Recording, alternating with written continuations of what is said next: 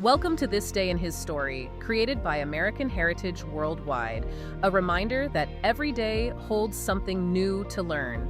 Did you know that the first Latter-day Saint pioneers left winter quarters in April 1847 and traveled for 16 weeks to reach the Salt Lake Valley? Learn how the first group included only 3 women and 2 children and traveled with 72 wagons and more than 200 animals, including oxen, horses, mules, and even dogs and chickens. Discover that the pioneers created their own route called the Mormon Trail and traveled until Brigham Young declared, "This is the right place," when he first saw the Salt Lake Valley. Imagine moving, 150 people, over 70 heavy wagons, and a literal cannon across 1,000 miles of completely unmapped wilderness. Right, hostile wilderness too. Exactly. And now imagine doing all of that while you're actively building bridges, fighting off a spotted fever outbreak, and just, dealing with endless wildlife. It sounds impossible. It really does. I mean, statistically speaking, half of that group should have just perished on the trail. But the crazy thing about the sources in today's deep dive is that their mortality rate was, it was exactly 0. Yeah, 0. It's a complete statistical anomaly, honestly. It forces you to just totally rethink what frontier survival actually looked like. So true. Welcome to the deep dive, everyone. Today, we are looking at the 1847 Vanguard Trek, Which is the lead group of Latter-day Saint pioneers. And their objective wasn't just to sort of cross the country and survive. Right, they had a bigger mission. Exactly. Their mission was to establish what we now know as the Mormon Trail. So in April of 1847, this group gathered on the banks of the Platte River, which is about 20 miles from Winter Quarters, Nebraska. And the scale of this operation, it's hard to even wrap your head around. The sources give us this incredibly specific inventory for this Vanguard group, and it reads like a small army. Oh, absolutely. You've got, 142 men, 3 women, 2 children, and they're hauling 72 wagons, 93 horses, 66 oxen, 52 mules, 19 cows, 17 dogs, crates of chickens, a boat, and, like we mentioned, a cannon. Yeah, the cannon is always the detail that stops people in their tracks. Okay, let's unpack this, because I'm looking at this inventory, and the cannon is totally throwing me. I mean, you're trying to cross unforgiving terrain, right? Weight is your absolute biggest enemy. Why on earth do you bring heavy artillery? Well, it's a really crucial piece of frontier strategy, actually. The cannon was, it was really a psychological tool more than anything. Because they didn't actually want to use it. Right, exactly. Firing heavy artillery wastes precious gunpowder, and you desperately need that for hunting game. But just possessing a cannon, having it visible, it completely changes the power dynamic with anyone you might encounter. Oh, like a deterrent. Yes. It signals, hey, this isn't some vulnerable band of refugees. This is a highly organized, heavily defended, mobile operation. Makes sense. And that extreme organization came directly from the top. The trek was led by Brigham Young, the president of the Quorum of the 12 Apostles. And he knew that a journey of this size it required rigid systems or else it would completely collapse. Which brings up the obvious logistical nightmare. How do you move a literal rolling city without total chaos taking over by, noon on the first day? Basically, by totally eliminating the concept of free time. Oh, wow. Yeah, President Young instituted a daily schedule that was just ironclad. I mean, every single morning, a bugle called at 5:00 a.m. sharp. 5:00 a.m., brutal. And you had exactly 2 hours. The camp had to wake up, pray, cook, eat breakfast, and most importantly, water and feed all of those hundreds of animals you just listed. That is a massive chore on its own. Right. And by 7 a.m., the entire train had to be rolling. 2 hours to wrangle all that livestock and break camp. I mean, that requires a level of choreography that modern logistics companies would struggle with. Absolutely. And the discipline didn't stop once they were moving. Wagons had to stay tightly grouped together. Every man had to walk right beside his specific wagon, loaded rifle in hand, all day. So no wandering off to explore. None. Falling behind or wandering off was strictly prohibited. And then at night, they executed this really specific defensive maneuver. They'd pull all 72 wagons into a tight circle, lock the wheels together with the openings facing outward. Basically building a fortress out of wagons. Exactly, a wooden fortress. The horses and oxen were driven inside that circle and tied up securely. Then the bugle blew again at 8:30 p.m., and by 9:00 p.m., everyone was expected to have prayed and be in bed. Okay, so I hear this schedule. And it sounds like a military operation crossed with an extremely strict HOA. But I have to push back a little here because with a schedule this tight, And the grueling physical labor they were doing, building bridges, hacking roads out of the earth all day, repairing broken axles. It's constant labor. Right. You'd think they'd be too exhausted to do anything but pass out face first in the dirt at 8:30 p.m. But the sources talk about them having this vibrant evening life. How do they keep their spirits up? Are the journals just kind of romanticizing this? It really sounds like an exaggeration, I know. But the evening activities were actually a very deliberate survival mechanism. Oh, really? Yeah, think about it. When you are under that level of sustained physical and psychological stress, if you don't actively engineer moments of joy, your camp is going to fracture. Resentment builds up. Exactly. People get irritable. So inside that wagon circle at night, they'd bring out fiddles and brass instruments. They sang, they held dances, told funny stories, played checkers. So the recreation was almost as regimented as the travel. They were, like, enforcing morale. Precisely. And music was really the anchor for that. Actually, before they even left winter quarters, William Clayton had written a hymn called Come, Come Ye Saints. Oh, yeah, that's a famous one. It is. And it directly addressed the hardship and the fear they were facing, but it framed it with absolute courage and faith. They sang it constantly. It was basically the cultural heartbeat of the trail. So it gave them that emotional fuel when the physical fuel was running out. Exactly. Well, it's one thing to have the emotional stamina to sing at night, but they also needed an incredible amount of mental endurance during the day. Yeah. Because they weren't just walking, right? Right. They were actively mapping this route for the thousands of people who would follow them. Right, which meant they needed to measure their exact daily distance. So they could map out water sources and campsites for the next groups. Exactly. And GPS doesn't exist, obviously. Standard maps of the region were basically useless. Right, so William Clayton, the same guy who wrote the hymn, he takes on this job of measuring the distance. And his first method is just an absolute nightmare. Oh, it's brutal. He ties a piece of red flannel to one of the spokes of his wagon wheel. And then he walks beside the moving wagon, staring at that wheel, and counts every single time the red flag completes a rotation. Every single rotation. All day long. He knew the circumference of the wheel, so he could calculate the mileage that way. But the journals say he counted up to 4,070 rotations in a single day. Just think about the cognitive load of that. Oh, I can't even imagine. You're walking through thick dust, baking in the sun, you're exhausted. And if your mind wanders for like 60 seconds and you lose count, the map you're drawing for your entire community is corrupted. Right, you've messed up the water stops for the next 1,000 people. It is a staggering exercise in mental focus. But human focus has limits, Yeah. right? And Clayton realizes he can't do this all the way to the Salt Lake Valley. Here's where it gets really interesting. Clayton and another pioneer, Orson Pratt, they sit down and conceptually design a machine to do the counting for them. Yeah, they design an odometer. Exactly. They take the design to the company's carpenter, Appleton Milo Harmon, and he builds it. A mechanical odometer, they called it a roadometer, built totally from scratch in the middle of the Great Plains. What's fascinating here is the mechanics of how they actually achieved this. I mean, if you just attach rigid wooden gears to a wagon wheel that's bouncing over rocks all day, those gears will shatter instantly. Shake themselves to pieces. Right. So Harmon had to carve this highly specific mechanism, a double-threaded worm gear, out of scrap wood. Out of scrap wood. That's wild. Yeah. It engaged with the wheel's hub and translated the vertical rotation of the wheel into a horizontal rotation inside a little wooden box. And that turned internal cogs that tracked the miles and even the quarter miles.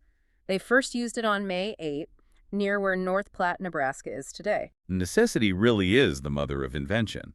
But to build an automated tracking system from scratch in the middle of the plains, that shows a level of focus that goes way beyond mere survival, doesn't it? It absolutely does. It proves they were operating with this massive infrastructure mindset. They aren't just fleeing, They are executing a highly planned project. And that mindset totally dictated where they chose to walk, too. Yeah, because at the start, the Vanguard Company traveled along the pre-existing Oregon Trail, which was on the south side of the Platte River. Which was already a well-beaten path. Right, used by fur trappers and earlier settlers. But President Young made a very strategic pivot.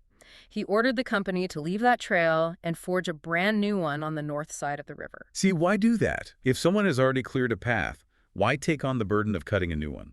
Two main reasons. First, the geography on the north side was slightly less steep, which saved the strength of their oxen. But more importantly, the south side was crowded. Oh, Avoiding traffic. Basically, yeah. By staying on the north side, they avoided conflict and trouble with other groups heading west. It was a calculated move to isolate themselves. But, I mean, isolating yourself from humans doesn't isolate you from nature. And by cutting a new path, they slammed right into the local wildlife. The sources detail this encounter with massive herds of buffalo, and you'd think pioneer travelers would see endless meat and just celebrate, right? Yeah, you would think so, but it was actually the exact opposite. It was a logistical crisis. Because of the grass. Yes. Oh. The sheer scale of a 19th century buffalo herd is hard to fathom. We're not talking about 50 animals. These herds stretched for miles. And an adult buffalo eats like 30 to 40 pounds of vegetation every single day. Wow. So when a herd that massive moves through a prairie, they strip the earth completely bare. There's nothing left for the pioneers' horses and oxen. So the pioneers' food source is literally eating the pioneers' fuel source. Exactly. And if the oxen starve, the wagons stop, and everyone dies on the plains, the buffalo really slowed their progress. The discipline required to manage that is intense, though. The sources say the pioneers were under strict orders to only kill what they absolutely needed for immediate food. No sport hunting, no hoarding. Just pure resource preservation. And if we connect this to the bigger picture, that same principle of careful management applied to their diplomacy with Native American tribes, too. Right, because they're crossing ancestral lands. Exactly. They had to be hypervigilant. At night, there was always a risk of animals being stolen, which is another reason that wagon circle had to be impenetrable. But how did they handle the actual interactions? Because the historical record of westward expansion is usually just defined by horrific violence between settlers and indigenous tribes. Yeah, it is. But the Saints employed a very deliberate strategy of respect. During the day, certain tribes would intercept the train and demand tolls to cross their lands. Like a tax. Right. And instead of treating that as a hostile act and opening fire, the pioneers just paid the tolls. They recognized the tribe's authority over the land.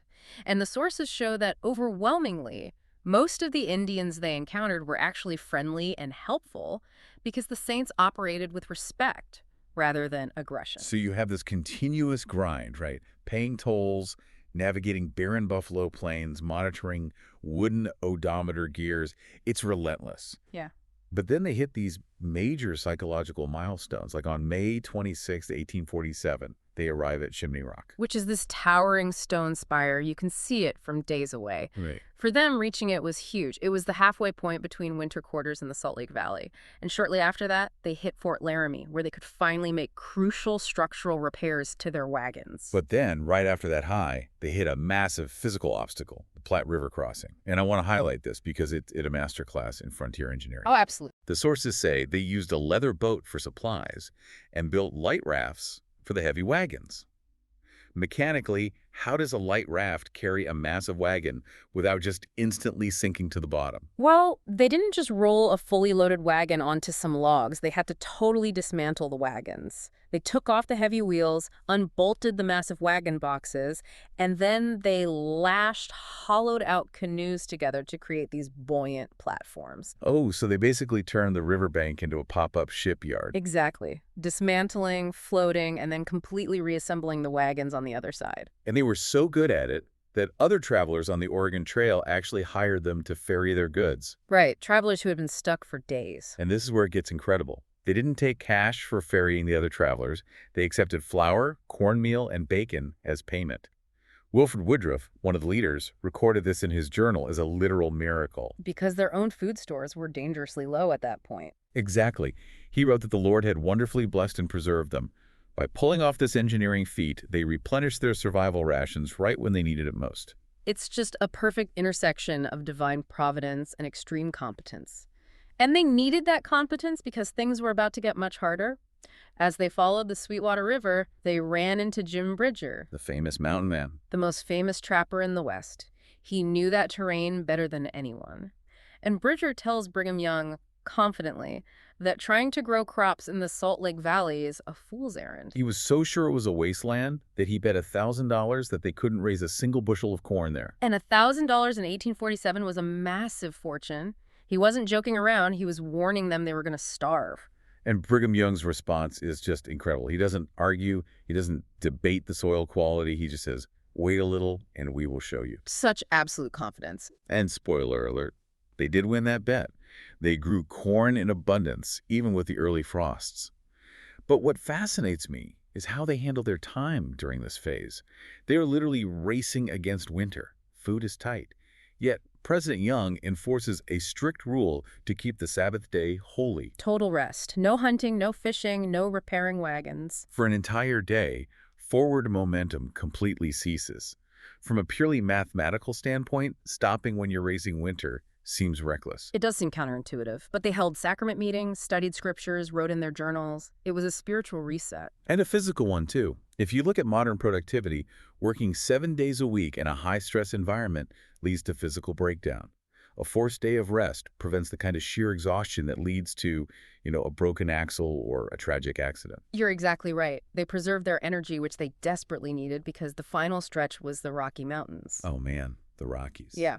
Incredibly steep hillsides, pulling heavy wagons up rocky grades, and extreme temperatures, blistering hot days, and freezing cold nights. And as if that wasn't enough, biology catches up with them. A huge outbreak of Rocky Mountain spotted fever sweeps through the camp. Yeah, transmitted by ticks.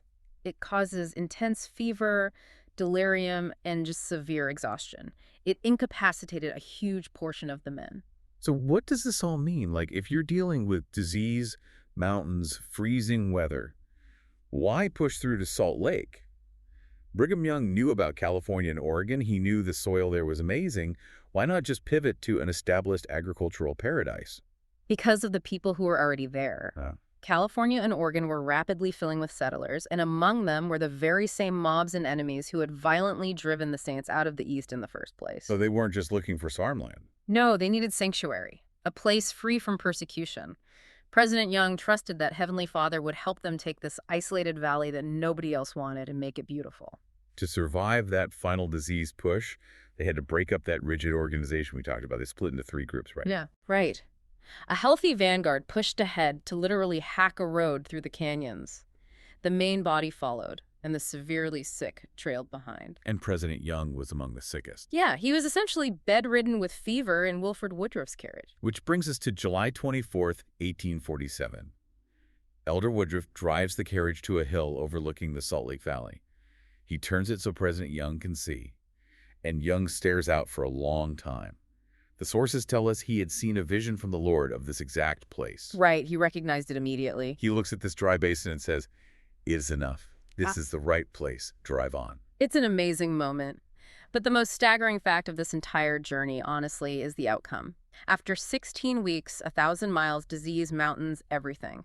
Out of 142 men, 3 women, and 2 children, not a single person died. A literal 0% mortality rate. Yeah. They perfectly fulfilled the prophet Joseph Smith's prophecy that they would become a mighty people in the midst of the Rocky Mountains. They really paved the way.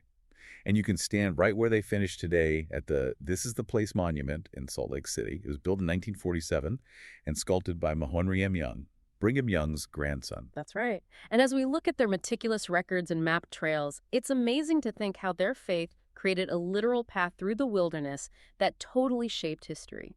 We've talked a lot about the physical footsteps of these pioneers today, but the sources pose a deeper question for you to explore on your own. Think about your own lineage.